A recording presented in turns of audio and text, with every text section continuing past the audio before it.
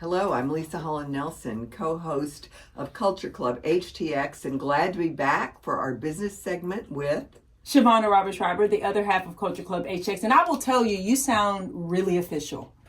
What happened? I sound official. You know what? I know you really want to know this, so I'm not going to take much time. But today I got my first super clean bill of health from the pulmonologist with the lung doctor since I had pneumonia in January. So my voice is finally back. My voice took like 5 or 6 months. You know, I mean, it's just crazy that it takes so long to recover. What? You didn't stop talking, even though you didn't. No, and you can hardly hear me in most of the shows, but that's okay too because I was talking too much. So who needs to hear me? But I'm very excited. We have a very special guest in our studio today with so many awards.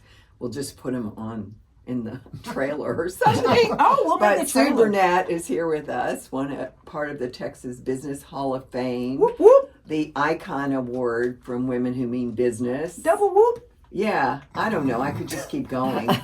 I could keep going like forever. I mean, she's back truly, to the voice situation. And the best thing in the world is one of my very best friends. Yay! So, you know, and her husband, Rusty, is my football husband, which I know you all have been dying to know, and you will meet him very soon, I promise. But anyway, before we get to chatting with Sue, even though she's going to contribute a little to one of our things we're going to talk about, she's going to tell us about building her business, being a woman building her business, just an extraordinary interview. But first, get this. Oh, surprise, surprise. Houston is the most stressed out city in Texas, this report found.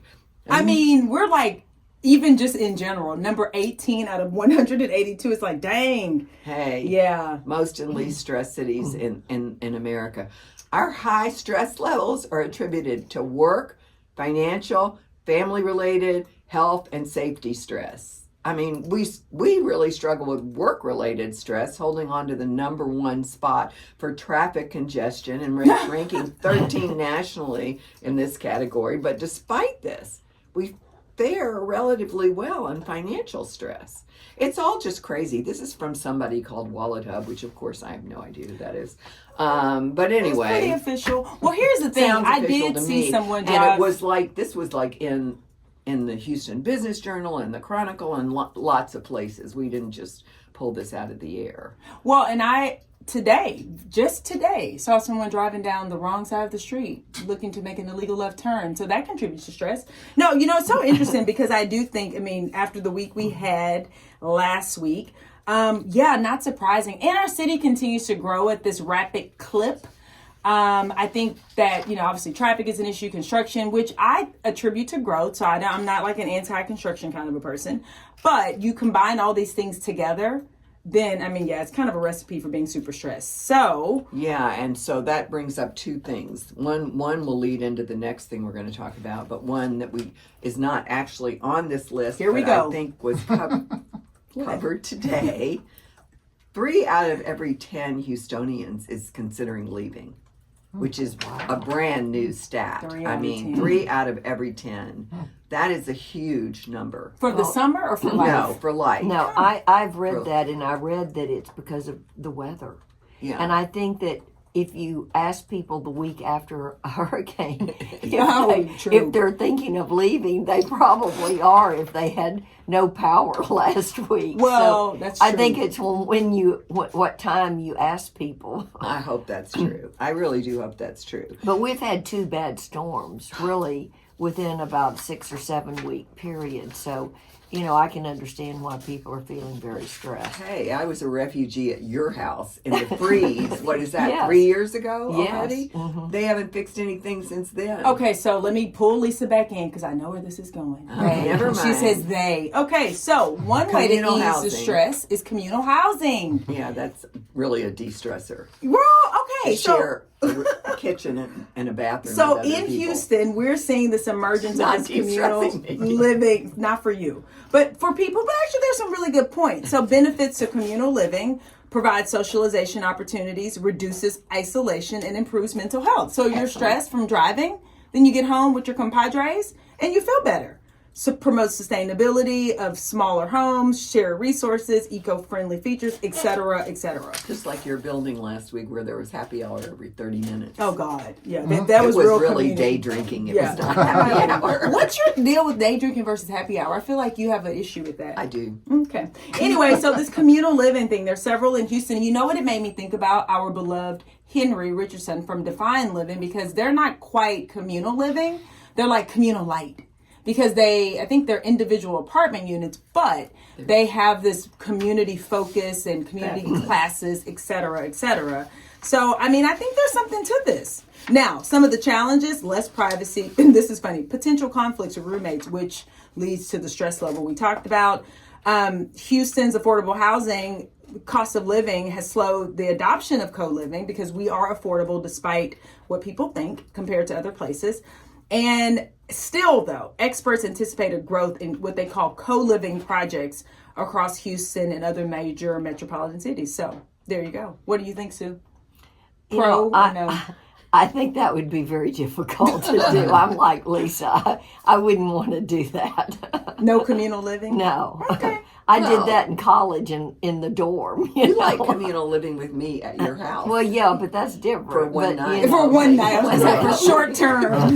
Communal visit. We like communal visit. Okay. So, Sue, we want to talk to you, though. So, Leisa, preamble us, please. Well, preambling, I'm introducing Sue Burnett, who is the president, and what are you? The founder. I'm the I know president you're the and founder. founder. The president and founder of Burnett Specialists, celebrating 50 years this year. It's incredible. Triple whoop. The second largest employee-owned staffing and placement firm in the United States. I mean, and I think the largest women-owned firm, right? No, we're not the largest women-owned firm, but In Texas, maybe? No, we're not.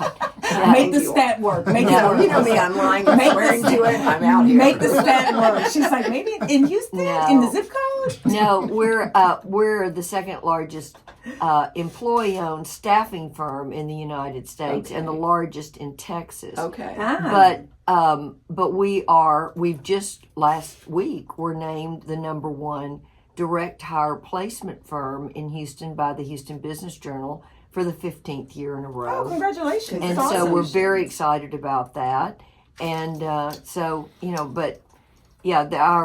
employee-owned status makes us very unique. So how has that contributed? What would you say? I mean, how much of your success do you think is attributed to the employee-owned status? Well, we've been in business 50 years and we've been an ESOP for 14. So obviously we had a long time before we were an ESOP.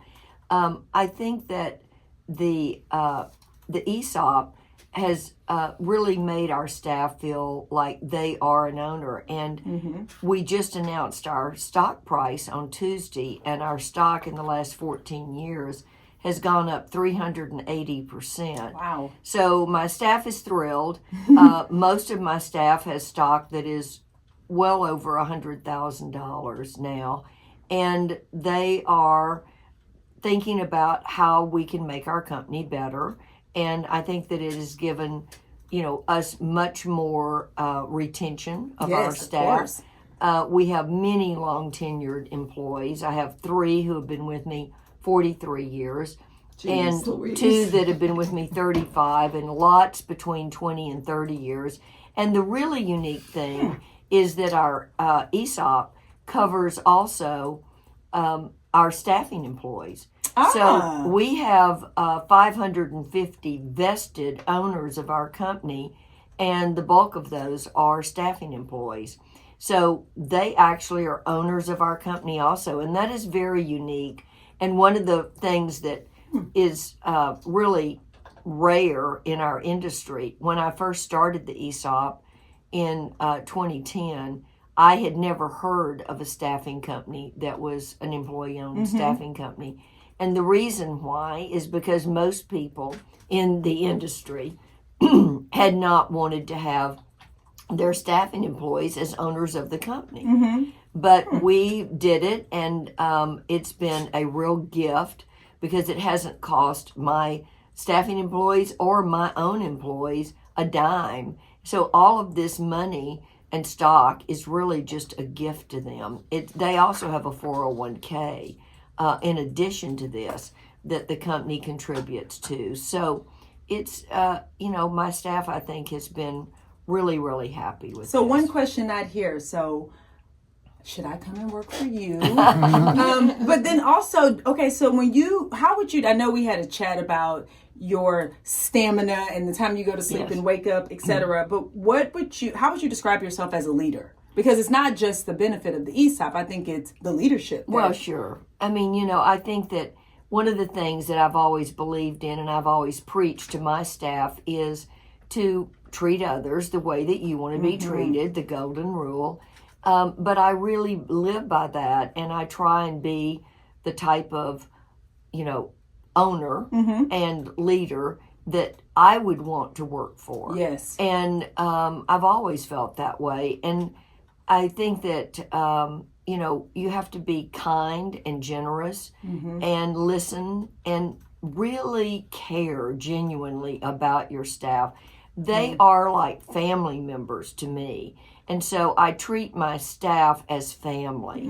And if you do that, then I will tell you, I think if you ask any of my staff, they will say, Sue really cares about us and really knows us. I know their husbands or that they've got kids and what their kids are doing. And, I've got a lot of employees, but yet I really know all of them because most of them have been with me for a long time. Well, it's interesting, and Leisa, I want you to chime in, but, this is my wheelhouse, this leadership thing. Because you hear now people saying things like, your job, especially younger generations, like, no, your job isn't your family. You know what I mean? Like, kind of a turn away from what you just said, which I believe and ascribe to and kind of grew up under. But a lot of people who are new entrants into the workforce, they come to it with a different mindset. Like, they don't necessarily understand the value of what you just said about family, a family feel to your workplace. Well, I think that I'm going to talk first for just 1 second because I just want to say that I've always been in a business that was so busy I could only have the workplace as my friends and family. Right. I mean, in New York we never left basically. So if you change jobs, unfortunately you change friends and family. Houston has been different for me being in the technology business and everybody being 1,000 years younger than I am. So they're not exactly my best friends anymore, but I love them a lot. And I do feel strongly about having them be our family. And I know that Steve Winter does as well at Astounds. So I watch you and I get to work with your team and I know how much they respect, and just adore you. Well, I really do think that they feel that I genuinely do care. And a lot of people, I'm always amused when I read a story and they say, and my CEO knows my name. And I'm like, wow, I go way beyond that. Yeah. But, I'm also very, very actively involved in running the company after 50 years. I never dreamed that I would still be actively running the company on its 50th anniversary. But I started the company August 1st, 1974. So our anniversary's like, in a week or two. That's my anniversary too at SNLC, August 1st. Huh. So we're very excited about that, and I think that it'll be great. So final question. I know we're almost out of time, and this has been so great. When you think about the industry, so the staffing industry, and what you've seen and what you see coming, what are some predictions that you would make, especially in this sort of gig economy that we talk a lot about? Well, one of the things in the gig economy is that what has become a big trend in our industry is talent platforms where an applicant goes online and looks at the jobs on this particular website and says that they want to apply for that, and then the client can look at it. And it's a very new, unique thing in our industry. And so we are working on a talent platform right now. Oh, okay. Excuse me. And that would be one of our services. But the other thing I think is that a lot of employers, particularly since COVID, have been hiring people full-time instead of using as many temporaries. And because they found out that a lot of these people, if they were a temporary, would continue looking. So that way they wanted to make sure that those people would be theirs and not be continuing to look for a job. So since we're a direct hire company and a temporary staffing, it's actually helped our direct hire business because so many clients were hiring people instead of just using them as staffing employees. So tell us, how can people find out more about Burnett Specialists? Where should they go? Well, our website is burnettspecialist.com, and you can look on our website and see our jobs, and also you can contact any of our offices. We have 5 offices here in Houston. We also have offices in Austin, San Antonio, Dallas, and El Paso. So we're all over the state. And we can really fill jobs in any company in Houston because we're specialized in so many different things. I'm really proud that the city of Houston is going to give us a proclamation making August the 1st Burnett Specialist Day. And we're going to the city council next Tuesday, and they're going to present it to me. So very excited about that. Congratulations, Sue. Thank you so much for joining us. Thank you. This has been great. And with that, we'll take a break and we'll be back. Bye.